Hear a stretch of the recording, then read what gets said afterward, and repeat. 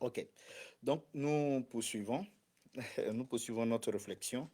On s'était posé la question de savoir, on poursuit la discipline. On disait que la discipline protège l'Église.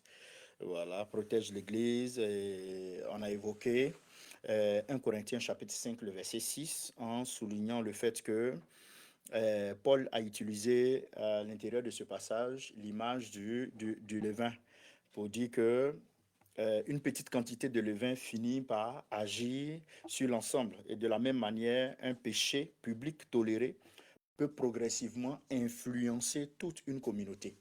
Voilà, peut progressivement influencer toute une communauté.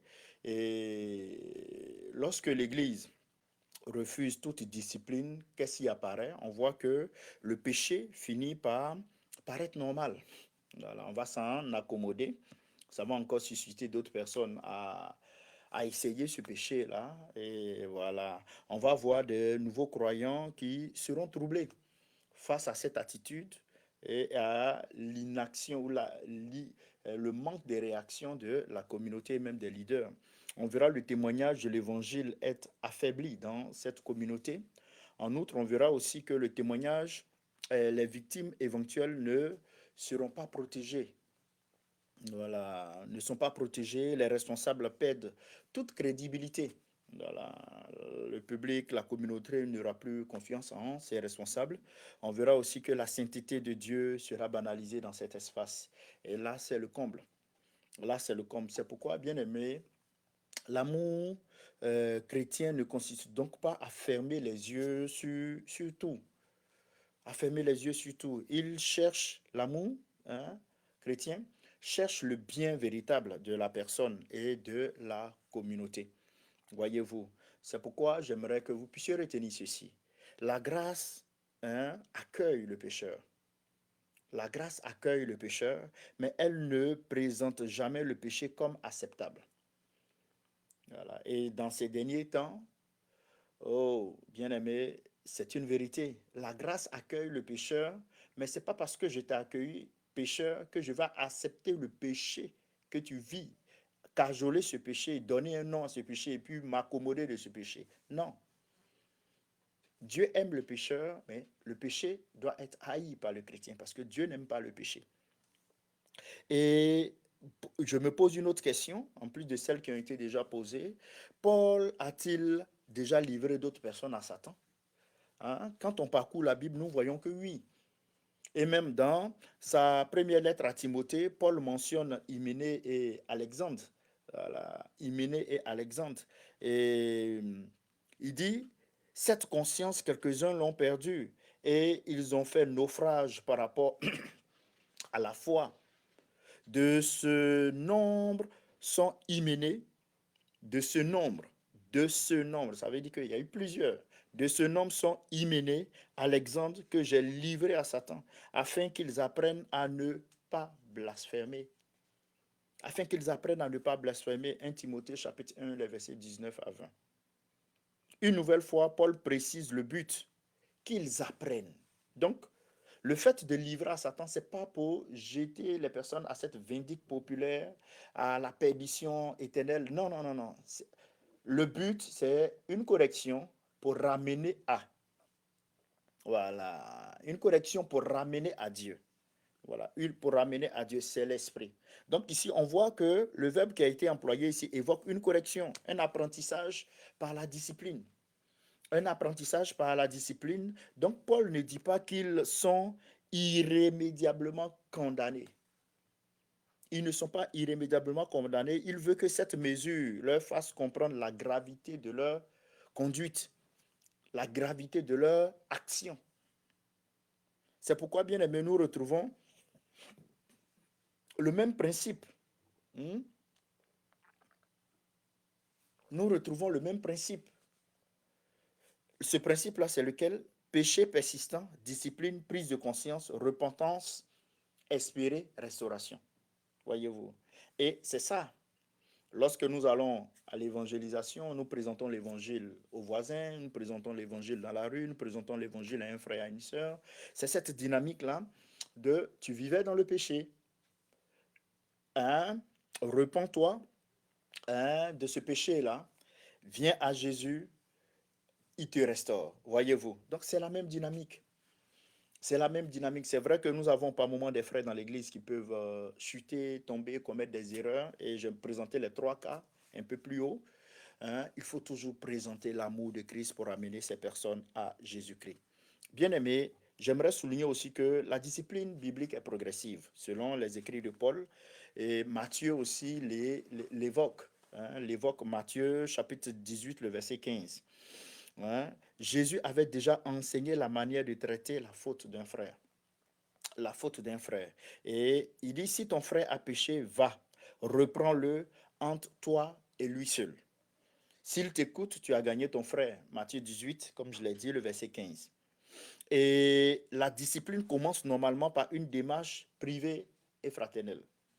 Une démarche privée et fraternelle. Donc la première étape, c'est de parler personnellement à la personne. À ce niveau, il faut rencontrer la personne avec vérité, douceur et discrétion. Le but est de gagner son frère et non de l'humilier. La deuxième étape, c'est de prendre un ou deux témoins. Voyez-vous, lorsque la rencontre première n'a pas eu un gain de cause, prendre une ou deux personnes, pardon. Si la personne refuse d'écouter, Jésus demande de revenir à une ou deux personnes mûres. Et cela protège toutes les parties contre les accusations injustes ou même les décisions arbitraires. Et la troisième étape, en parler à l'Église. Donc, si la personne refuse toujours la correction, la situation est portée devant l'autorité de la communauté. Et il y a une quatrième étape, c'est suspendre la communion. Voilà, c'est suspendre la communion. Donc, en cas de refus persistant, la personne ne peut plus être considérée comme vivant normalement dans une communauté chrétienne. Voilà, vivant normalement, c'est très important, dans une communauté chrétienne. Et cette progression montre que l'exclusion est une mesure de dernier recours, non la première réaction à une faute. Non la première réaction à une faute. Bien aimé, toutefois, lorsqu'il hein, existe un danger, un abus, une infraction ou une personne vulnérable à protéger, la sécurité ne doit pas être, dans un premier temps, là, ne doit pas être la fin de toutes ces étapes. C'est pourquoi l'Église doit prendre immédiatement les mesures de protection nécessaires et respecter les autorités civiles compétentes à ce niveau-là. Bien aimé, parlons de discipline. Donc, on voit que livrer la personne à Satan, Paul ici est en train de parler d'une discipline. Dans le jargon populaire, on parlera d'une mise sous discipline. Donc, c'est de ça que Paul est en train de parler. Ce n'est pas un élément qui est suscité par la haine. Ce n'est pas un élément qui est suscité par ce désir-là de vouloir faire mal. Le désir-là de vouloir l'autre mourir. Non. Voir l'autre mourir. Non. C'est pourquoi vous verrez que la discipline biblique doit être distinguée de la vengeance personnelle. J'en parle. Voilà. Parce que par moment, ça apparaît. Donc, au moment où la discipline biblique recherche la repentance, la vengeance, vous allez voir de l'autre côté, va rechercher euh, la souffrance de la personne. Quand la discipline va rechercher que les paroles reposent sur la vérité, la vengeance va reposer sur la colère. Quand la discipline va vouloir suivre une démarche juste, la vengeance à elle va agir de façon arbitraire. Quand la discipline va vouloir protéger la communauté, la vengeance va chercher l'intérêt personnel. Quand la discipline va vouloir laisser une porte à la restauration, la vengeance cherche à rejeter définitivement la personne. Quand la discipline va vouloir pratiquer l'humilité, la vengeance de son côté va pratiquer l'orgueil. Voyez-vous, une petite différence effectuée pour dire que un responsable ne doit jamais utiliser 1 Corinthiens chapitre 5, le verset 5 pour intimider un fidèle ou même pour chercher à régler un conflit personnel ou menacer quelqu'un qui pose des questions légitimes, voyez-vous. La discipline doit être bien aimée, quelque chose qui est fondé sur des faits établis, bien évidemment, conforme à l'écriture, proportionné à la situation, exercé sans favoritisme, exercée, oui, sans favoritisme, je l'ai dit, donc conduite par des responsables matures, responsables, on dit responsables pléonastes, des responsables mûrs, orientés vers la repentance, accompagnés d'une possibilité de réelle restauration. Et lorsqu'il y a restauration, il faut réintégrer, tout simplement. Il faut réintégrer. C'est ce que nous dit 2 Corinthiens chapitre 2, 2 Corinthiens 2, le 2 Corinthiens chapitre 2. Voilà. Paul parle là d'un homme qui avait reçu une sanction de la communauté et plusieurs interprètes pensent qu'il pourrait s'agir de l'homme de 1 Corinthiens chapitre 5 dont nous sommes en train de parler. Mais le texte ne permet pas de l'affirmer avec certitude. C'est juste une interprétation. Et là, Paul demande maintenant à l'Église de pardonner et de consoler cet homme. Et c'est ce qu'il fait en 2 Corinthiens chapitre 2, le verset 7 à 8. Voyez-vous. Il dit en sorte que vous devez bientôt plutôt lui pardonner et le consoler, de peur qu'il ne soit accablé par une tristesse excessive. Je vous exhorte donc à faire acte de charité envers lui. Voyez-vous. Bien-aimés, cela révèle l'équilibre biblique. Tant que la personne s'endurcit, l'Église doit rester ferme. Lorsqu'elle se repent sincèrement, l'Église doit savoir pardonner. Et après la correction, il ne faut pas maintenir indéfiniment la personne sous la honte. Sous la honte. Donc, quand Paul dit livrer quelqu'un à Satan, c'est une action disciplinaire pour emmener la personne à revenir à Jésus-Christ. Voilà. Notre Dieu est un Dieu d'amour. Et ceux qui le servent sont marqués par l'amour.